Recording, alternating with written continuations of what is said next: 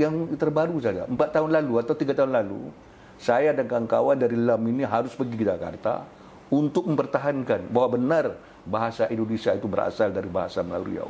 Sebab waktu itu sudah ada gugatan bukan dari Riau. 6 provinsi yang ikut di sidang itu. Bual-bual santai nama programnya, hadirkan tamu istimewa. Bual-bual santai ini acaranya, obrolan cerdas menginspirasi. Duduk bersantai di tepi pantai, nikmati sayur asam sambal terasi. Jumpa lagi di Bual-Bual Santai, obrolan cerdas menginspirasi. Assalamualaikum warahmatullahi wabarakatuh. Sahabat TNN, kita kembali berjumpa di program Bual-Bual Santai TNN Channel. Dan kali ini kita akan ngobrol, bincang-bincang mengenai satu tema yang lagi banyak diperbincangkan lah saat ini, yang terkait dengan nasib Riau ini ke depan, katanya begitu. Jadi saat ini barangkali kalau ada baca di media-media, sedang ada upaya atau perjuangan untuk mewujudkan status Riau ini sebagai daerah istimewa. Ya, kalau kita baca sahabat di media-media, Riau ini kan dari dulu dikenal sebagai daerah yang punya kontribusi besar lah terhadap Republik ini. Ya, kita tahu sejarah tentang Kerajaan Siak misalnya, yang Sultan bagaimana memberikan kontribusi luar biasa, baik itu dari sisi kekuasaan maupun juga dari sisi harta bendanya untuk perjuangan Republik ini. Lalu Riau juga dikenal sebagai daerah yang kaya dengan sumber daya alam yang selama puluhan tahun ikut menopang perekonomian nasional. Karena itu muncul belakangan kita dengar upaya perjuangan mewujudkan daerah istimewa Riau.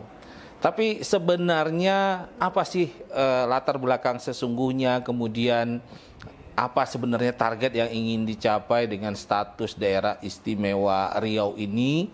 Keistimewaan apa juga barangkali perlu kita ulik lebih dalam terkait daerah istimewa itu. Untuk itu saya dan teman-teman kali ini berkunjung ke Gedung LAM, Lembaga Adat Melayu Riau, dan kita akan berbincang-bincang dengan Ketua DPH LAM Riau, Datuk Seri Taufik Ikram Jamil. Assalamualaikum warahmatullahi wabarakatuh. Senang sekali Tuk bisa berkunjung ke sini. Datuk juga sekaligus Ketua Badan Pekerja Perwujudan Daerah Istimewa Riau ya. Nah, kita sudah baca banyak berita nih tentang daerah istimewa Riau. Nah, barangkali banyak juga masyarakat yang kalau baca berita ini kan mungkin sekilas-sekilas ya. Nah, kali ini kita ingin mengupas lebih dalam lah. Sebenarnya apa latar belakang dari munculnya keinginan mewujudkan daerah istimewa Riau ini? Terima kasih. Assalamualaikum warahmatullahi wabarakatuh. Waalaikumsalam. Kalau ditanya latar belakang, yang pertama-tama memang bagaimana kita dari Riau ini dapat menyokong kehidupan Indonesia yang lebih mengedepankan akal budi. Yang berikutnya memang bagaimana di dalam akal budi Negara Kesatuan Republik Indonesia ini, Riau berada di dalamnya. Dan Riau berada di dalam itu adalah Riau yang moderat, Riau yang maju sesuai dengan takdirnya. Nah, itu terutama. Jadi bukan hanya kepentingan Riau, tapi kepentingan Republik ini, kepentingan bangsa ini. Sebab memperjuangkan hak itu semuanya sudah kita lakukan. Ya, semuanya kita sudah lakukan berbagai cara, juga melalui peningkatan status. Bukan saja misalnya sebagai daerah istimewa, tapi juga Riau pernah berjuang untuk memperoleh daerah otonomi khusus, ya. Malah lebih dari itu. Ya. Kita ketahui bersama-sama itu. Dan khusus tentang perjuangan mewujudkan daerah istimewa Riau itu sudah lama juga. Malah sebelum Provinsi Riau itu berdiri. Ini ditandai dengan gerakan masyarakat di bekas Kerajaan Siak. Saya katakan waktu itu setelah Sultan menyerahkan kedaulatan, berusaha bagaimana Kerajaan Siap menjadi daerah istimewa. Sampai malahan Sultan Syarif Kasim juga ke Jakarta, ke Jogja dan Jakarta bertemu dengan Presiden Soekarno untuk menyampaikan hal itu tahun 52. Nah kemudian hal itu hilang seiringan dengan kondisi negara kita yang tidak stabil, terutama setelah tahun 55 Jadi kemudian juga kita mengetahui di Sumatera bagian timur lah, termasuk Riau, ada satu usaha untuk mendiskreditkan para sultan dan Melayu. Jadi nah kita itu lihat dan itu kita catat. Terus ada bergulir sampai kemudian juga kita mau mendirikan otonomi khusus. Ya. Itu juga sangat gencar dilakukan. Di sisi lain, perjuangan untuk menjadikan Riau sebagai daerah istimewa juga tetap dilakukan, tetap disuarakan. Terbaru yang kisah terbaru itu tahun lalu ada terbitnya buku Riau Istimewa. Tapi sebelum itu tahun 2020, kebetulan sekali bukan kebetulan bahwa ada usaha dari pemerintah Republik Indonesia untuk merevisi Undang-Undang Provinsi Riau, dan itu dilakukan. Dalam sini terlibat aktif di dalam itu di samping FKMR, Forum Komisi Hukum Masyarakat Riau, tahun 2020. Dan waktu itu sudah dibicarakan dengan tim yang dari DPRI bagaimana menjadikan Riau ini sebagai daerah istimewa. Waktu itu berpikir gini, Undang-Undang Provinsi Riau itu tahun 1957. Ya. Itu adalah undang-undang darurat. Nah, mau direvisi karena berbagai perubahan keadaan. Maka direvisilah Undang-Undang Provinsi Riau itu yang dilakukan mulai tahun 2020 dan keluar tahun 2022. Waktu itu saya juga terlibat bersama almarhum Datuk Seri Al-Azhar sampai kita bicarakan bagaimana momen ini untuk menjadikan Riau sebagai daerah istimewa. Tapi waktu itu dikatakan kita kan baru merevisi ini. Kita revisi dulu soal lain nanti. Okay. Maka setelah itu diakomodir di dalam salah satu ayat di dalam Undang-Undang Provinsi Riau terbaru ini bahwa karakteristik Provinsi Riau itu adalah adat dan budaya Melayu. Itu dicantumkan tegas-tegas. Okay. Tidak ada di provinsi lain yang mencantumkan itu. Meskipun daerah Mangku Melayu itu banyak, tapi Riau salah satunya provinsi yang memiliki undang-undang dengan dasar seperti itu. Artinya secara historis ini jelas punya landasan. Tadi cerita tentang Siak sebenarnya ketika Sultan berkontribusi begitu besar terhadap Republik, sebenarnya juga sempat ada angin segar untuk membentuk daerah istimewa, tapi karena kondisi negara belum stabil, itu hilang. Lalu kemudian ada perubahan undang-undang. Artinya secara hukum pun sebenarnya sekarang landasannya sudah... Dari secara konstitusi dan historis itu jelas sekali. Jelas sekali. Ya, kan itu memang diatur, dan itu kemudian dimunculkan lagi oleh pemerintah pusat. Dalam dengar pendapat antara ODA dengan DPR RI pada tanggal 24 April lalu kan dimunculkan bahwa memang itu sangat memungkinkan. Status daerah istimewa ini sebenarnya keistimewaannya akan terletak di mana tuh? Apakah memang ini jalan yang jauh lebih menjanjikan bagi kita Riau untuk katakanlah memacu pembangunan lebih baik lagi, atau ada kontribusi yang akan jadi lebih besar dari pemerintah pusat misalnya dengan status ini, atau seperti apa? Nah, ini pertanyaan yang banyak dilontarkan orang, dan mungkin saja belum sempat terjawab tuntas karena kita kan sedang bekerja.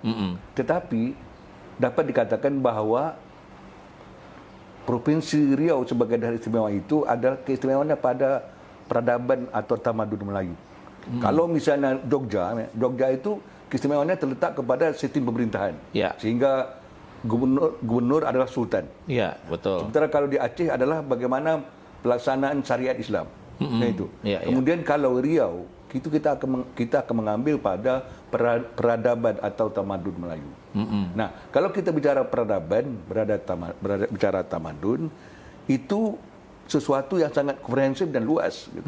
Sebab seperti kita ketahui secara sederhana saja, kebudayaan itu kan meliputi semua aspek kehidupan. Jadi di sana juga kita bicara ekonomi, kita bicara juga dalam konsep nilai politik, lingkungan, malahan sistem kepercayaan. Apalagi kalau di Melayu ini kan sudah dia mengatakan dia identik dengan Islam. Nah, itu jelas akan menyangkut semua tentu ini juga menyangkut kesejahteraan.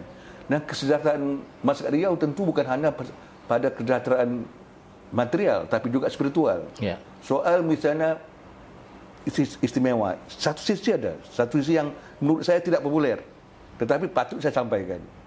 Bahwa kehidupan ini kan bukan hanya perut kan, bukan hanya makan. Iya. Tapi Bukan hanya materi ya. Bukan hanya materi, tapi sebetulnya diakui kita istimewa itu juga sudah merupakan sesuatu gitu ya. Sebab selama ini banyak hal kita tidak diakui, itu masalah kan. Kita banyak sekali, contoh malah yang terbaru saja 4 tahun lalu atau 3 tahun lalu, saya dan kawan-kawan dari LAM ini harus pergi ke Jakarta untuk mempertahankan bahwa benar bahasa Indonesia itu berasal dari bahasa Melayu Riau. Sebab waktu itu sudah ada gugatan bukan dari Riau. Kita 6 provinsi yang ikut di sidang itu yang dimediasi oleh Badan Bahasa ya. Dan akhirnya kesimpulannya memang betul bahwa bahasa Indonesia berasal dari bahasa Riau. Dari situ aja banyak kita tak diakui. Iya kan? Nah itu jadi sementara ini kan nyata gitu. Belum lagi yang lain-lain gitu ya. Secara ekonomi gitu contoh. Dan kalau kita hendak jelas mengatakan kita kan masih LAM sendiri misalnya masih berjuang bagaimana tanah adat, tanah ulayat ini diakui. Iya kan? Sementara adat tanpa ulayat itu tidak bertempat. Jadi itu belum lagi misalnya kita bagaimana adakah di dalam sejarah nasional kita perjuangan rakyat Riau menentang Portugis di Melaka. Belum ada orang-orang daerah lain bicara soal bagaimana perjuangan mempertahankan diri. Orang Riau justru telah melaksanakan. Makanya saya 3 hari lalu kami dari LAM memperingatkan Menteri Kebudayaan agar penulisan sejarah nasional yang digebor-gebornya itu harus dilakukan dari daerah. Kota Alkaman itu cecer seperti Riau, Riau. Bayangkan sejarah nasional Riau Indonesia selama ini, Riau itu hanya 10 baris kok. Dengan begitu banyak sumbangan yang diberikan Riau kepada Republik. Ya. Bukan saja kedaulatan ya, bukan saja harta benda, tetapi juga nyawa ya. Nyawa juga. Kita lihat bagaimana orang-orang Indragiri mempertahankan kemerdekaan. 2.000 orang dibantai oleh Belanda. Tidak ada catatan nasional. 2.000. Dan perjuangan kita merebut Melaka dari Portugis 15, 12 itu juga tidak tercatat. Belum lagi PDRI misalnya, Pemerintah Darurat Republik Indonesia itu, konsepnya justru di Bangkinang. Itu tidak ada catatan. Kemudian pertemuan 3 negara, bagaimana mendamaikan Indonesia dengan Belanda, itu justru dilakukan di Kuok. Tidak ada dalam catatan. Padahal itu penting kan? Semula hanya Konferensi Meja Bundar. Di Konferensi Meja Bundar saja, orang Riau terlibat. Sultan Indragiri terlibat di dalam mendampingi Muhammad Hatta. Tidak ada catatan. Tidak ada catatan sejarahnya. Artinya kita kan tidak diakui gitu kan. Nah, belum lagi yang lain gitu. Belum lagi yang lain misalnya sejauh ini misalnya bagaimana misalnya kita nuntut ini konstitusionalnya tapi bukan dilaksanakan itu. Nah, dengan istimewa ini tentu pertama-tama pengakuan itu kemudian ada perlakuan yang memang seharusnya diperoleh oleh Riau gitu. Contohnya apa yang perlakuan yang paling urgent menurut Datuk? Misalnya contoh begini. Nah, kalau kita bicara soal budayaan, tentu tadi kita juga bicara soal kepemimpinan. Bicara kepemimpinan bahwa di Riau ini ada satu tradisi kepemimpinan namanya Tali Berpiling Tiga. Tali Berpiling Tiga itu adalah bagaimana melibatkan ulama, pemerintah dan orang adat. Bagaimana mengaplikasikannya di dalam kehidupan kita sehari-hari ini. Nah itu termasuk dalam kehidupan politik misalnya. Iya itu jelas otomatis. Otomatis. Kemudian juga kalau kita melihat itu misalnya yang lain, misalnya bagaimana di Riau ini ada tradisi, itu kita sudah terbitkan buku oleh dalam namanya Pancung Alas. Pancung Alas itu mengisyaratkan bahwa masyarakat Melayu Riau tidak alergi terhadap investasi. Tetapi apa yang ditinggalkan investor itu untuk masyarakat. Misalnya itu sebenarnya Pancung Alas ya. Ada nama 1/10.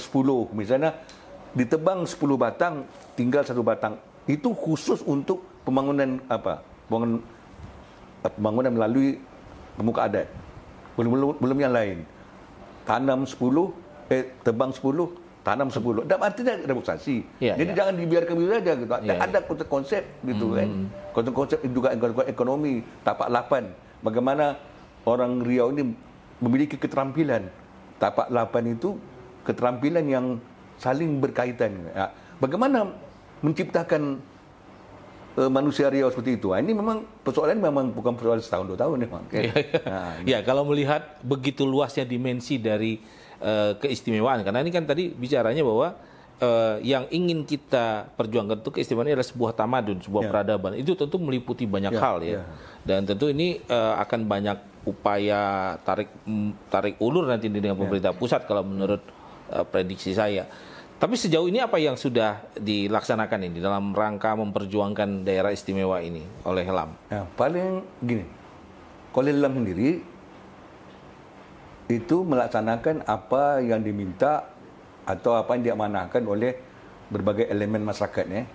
Pada tanggal 9 Mei itu berbagai elemen masyarakat itu meminta LAM memimpin perjuangan ini. Ya. Oleh karena itu kita bentuklah Badan Pekerja Perwujudan itu, yang saya ketuanya gitu. Nah, kita lihat secara administrasi ini memerlukan kajian akademis. Ya. Ya. Ini juga memerlukan dukungan baik pemerintah maupun masyarakat. Dan itu sedang kita kerjakan. Gitu. Ya. Boleh dikatakan 50% sudah kita kerjakan. Jalankan ya. Dan kita juga tentu ini, bagaimanapun ini juga kerja-kerja politik, tentu juga kita harus juga melaksanakan kegiatan politik ya. Artinya kita berkomunikasi dengan pemerintah, berkomunikasi dengan partai politik. Kita sudah datang menemui Pak Gubernur yang sejak awal memang memberi kita kesempatan untuk berjuang. Kita juga sudah bertemu dengan Ketua DPRD yang juga sejak awal memberi kesempatan kita berjuang, dan mereka punya komitmen kerana ini untuk memajukan daerah, tidak merugikan siapa-siapa. Mari kita sambut, dan mereka juga menyatakan siap untuk mendukung, malahan membantu apa yang kita perlukan. Dengan anggota DPR RI Dapil Riau sudah ada komunikasi itu? Sudah komunikasi. Malahan, mohon maaf, malahan kami diterima di fraksi malahan. Itu cuma artinya gini. Tadinya kita bermaksud cuma buah-buah biasa gitu. Kita biasalah gitu. Sebelum kita maju. Sebab gini, kita ketemu mereka kan naskah akademis sebelum disusun, siapa yang memperjuangkan belum tahu. Tapi kita justru diterima di fraksi gitu. Itu dari fraksi PKS. Begitu sambutan, dan kita diterima, dan mereka juga memberikan saran, memberikan apa, dan juga menyatakan siap untuk membantu Riau dalam mewujudkan keinginan ini. Juga serta lain juga kita sudah hubungi, malah kalau anggota DPD yang keempat sudah mendukung. Gitu. Kalau anggota DPD secara lisan mereka juga sebagian besar juga sudah mendukung. Malah kita baru-baru ini mendapat dukungan dari, misalnya meskipun belum konkret, tapi kita sudah kontak dan mereka mau kerjasama dengan Asosiasi Ilmu Politik Indonesia. AIP. Jadi itu sesuatu yang menggembirakan gitu. Nah, kalau kita lihat dukungan masyarakat terus mengalir nih ya. Terus mengalir. Nah, ini saya cara membicarakan waktu bagian tepat, bagaimana ada sekitar 80 paguyuban ingin datang ke LAM untuk bual-bual lah gitu ya. Ini kita sedang cari waktu, sebab waktu ini apalagi kan kemarin libur panjang, ini libur panjang muncul lagi. Jadi memang juga mengatur waktu itu luar biasa. Macam ini kita boleh istirahat tadi bertemu dengan kekerabatan Indragiri. Oke. Nah, kalau untuk naskah akademisnya ini sudah dibentuk tim apanya? Sudah, ketuanya Profesor Dr. Junaidi. Nah, itu masih dalam tahap perumusan lah ya dari para akademisi ya. Jadi kita berharap pertengahan Juni ini sudah jadi benar lah. Pertengahan Juni. Nah, kira-kira kalau dalam prediksi Dato ini akan berapa lama nih perjuangan perwujudan daerah istimewa ini? Kita berharap pada bulan Agustus itu sudah diantar ke Jakarta. Oh, jadi momen HUT Riau dan Kemerdekaan RI. Kemerdekaan RI. Itu sudah selesai naskah akademis, sudah disampaikan secara resmi ke DPR. Ke DPR. Nah, kalau kita melihat kondisi Riau saat ini lah, Dato melihat bahwa relevansi antara daerah istimewa dengan kondisi masyarakat Riau sekarang itu seberapa besar pentingnya untuk kita karena ini kan ya kalau kita bicara dalam kerangka sebuah negara, tentu ini harus ada komitmen juga dari lembaga-lembaga resmi negara kan begitu. Itu makanya saya katakan bahwa perjuangan untuk mencapai status daerah istimewa ini bukan saja penting bagi Riau, tapi bagi Indonesia. Artinya ini harus diyakinkan juga ya, bahwa ini bukan hanya kepentingan Riau nih. Ya, Indonesia pertama dalam konstitusi mendiatur satu. Ya. Yang kedua, di dalam pembangunan manusia pada abad 21 ini, itu nilai-nilai kemanusiaan ditentukan oleh tradisi dan agama. Justru perjuangan daerah istimewa ini bersumber dari situ kan. Ya, ya. Jadi itu sudah menjadi bahan bacaan dunia gitu. Seperti yang dilakukan oleh para misalnya para tokoh-tokoh kita ya, itu sudah menjadi bagian yang tidak terpisahkan dari kehidupan. Nah, justru kita mendorong itu. Nah, kalau selama ini misalnya contoh Melayu sangat toleran ya dengan katakanlah pendatang ya, saudara-saudara kita. Yang akan datang tentu akan tambah mantap lagi tentu gitu. Nah, sumbangan kepada Republik tentu sudah mantap lagi karena setidaknya dia diakui. Bagaimana kalau seseorang diakui dengan tidak diakui? Kalau diakui dia mungkin akan bertambah semangat untuk memberikan ini. Sebab memang terbacalah aktivitas atau kegiatannya atau sumbangsihnya terhadap Republik. Jadi itu. Jadi maka kita yakin bahwa ini sesuatu yang niscaya dan sepatutnya dilakukan. Gitu. Iya. Artinya persepsi orang bahwa perjuangan memwujudkan atau membentuk daerah istimewa ini, provinsi ini menuntut ini, daerah ini menuntut ini, bukan sebuah upaya untuk mengeksklusifkan diri sesungguhnya justru itu sebagai upaya mendapatkan pengakuan untuk lebih mempererat persatuan negara gitu kan. Ya, di samping diatur oleh konstitusi juga mengatakan ada asal usul. Nah, kita ketika Indonesia merdeka, Riau ini dikuasai oleh 9 kerajaan dan pimpinan masyarakat adat. Belum lagi tentang masyarakat asli. Iya. Dan semuanya itu menyerahkan diri kepada Indonesia ketika Indonesia merdeka. Dan itu suatu semua yang luar biasa. Dan itu masih baru terjadi yang gitu kan. Tadi disebutkan soal Siak, juga Indragiri, soal Pelalawan, soal Andiko Ompe-Ompe. Juga sama seperti Siak menyerahkan kekuasaannya untuk Republik ini. Dan itu juga berarti juga harta kekayaannya di sumber daya alamnya. Sebenarnya juga diserahkan. Siak juga menyerahkan ladang minyak. Ladang minyak waktu itu sudah menghasilkan 35.000 barel per hari. Indragiri juga yang kemudian menjadi ladang minyak Stanford. Kemudian gas ini yang dikampar semuanya. Dan itu kebangetan lah kalau orang Jakarta malah tidak diakui gitu. Oke, jadi menarik nih dengan upaya-upaya yang sudah dilakukan oleh Badan Pekerja Perwujudan Daerah Istimewa Riau, dan kalau kita melihat sambutan masyarakat juga cukup baik. Mungkin ada harapan dari Datuk nih terhadap seluruh elemen masyarakat Riau. Bagaimana cara kita sama-sama mewujudkan nih, memperjuangkan daerah istimewa Riau ini? Apa kira-kira yang sangat diharapkan dari Badan Pekerja untuk supportnya? Kami sangat berharap doa. Ya. Doa bagaimana yang terwujud dan doa agar kita semua sejahtera, diridhoi oleh Allah Ta'ala. Oleh kerana itu ketika ini dimaklumatkan kepada khalayak pada tanggal 20 Mei, malam itu kita iringi dengan zikir, dengan doa bersama. Sebab tanpa doa, kemudian Allah tidak ridho, itu perjuangan akan sia-sia. Itu paling penting. Tentu ya misalnya konkret dukungan tertulis itu juga sangat diperlukan, tapi nomor satu itu mohon doa kepada Allah Ta'ala. Tapi kalau dukungan tertulis tadi ini masih dibutuhkan ya? Masih dibutuhkan, masih diperlukan. Dan ini kita sudah ada puluhan ya.